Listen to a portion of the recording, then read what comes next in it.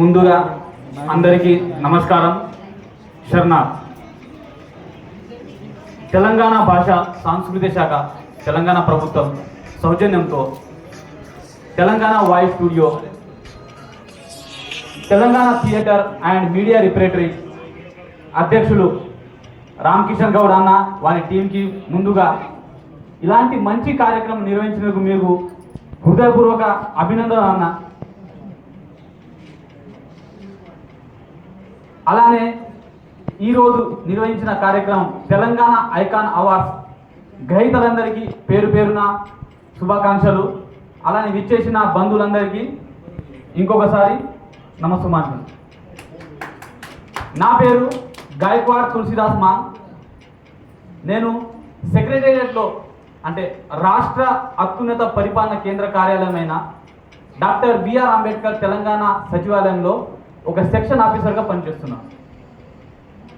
నేను ఒక అత్యున్నత కార్యాలయంలో పనిచేస్తున్నాను. మంచిగా చదువుకున్నాను, నేను బాగున్నాను. కానీ నా చదువు, నా స్థాయి సమాజానికి కూడా ఎంతో కొంత ఉపయోగపడాలని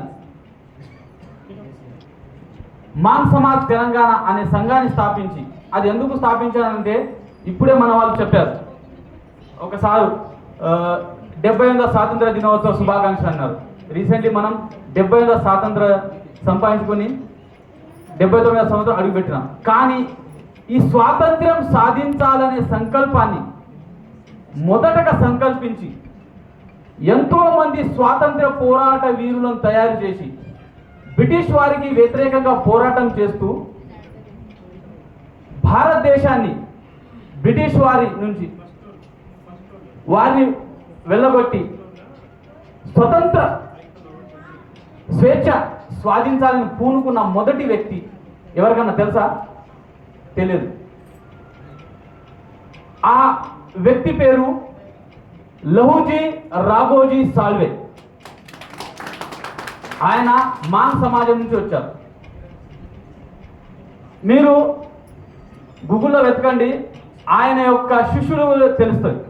ఆయన దగ్గర నేర్చుకున్న శిష్యులు ఎవరు, ఆ శిష్యుల గురించి తెలుసుకుంటే ఆ గురువు ఎంత పెద్దవాడో అప్పుడు మీకు అర్థమవుతుంది.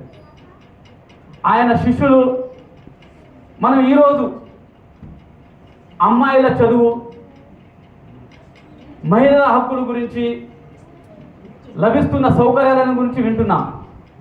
ఆ సౌకర్యాలు, ఆ హక్కుల గురించి మొదటగా కృషి చేసిన వ్యక్తి అని చెప్తున్నారు.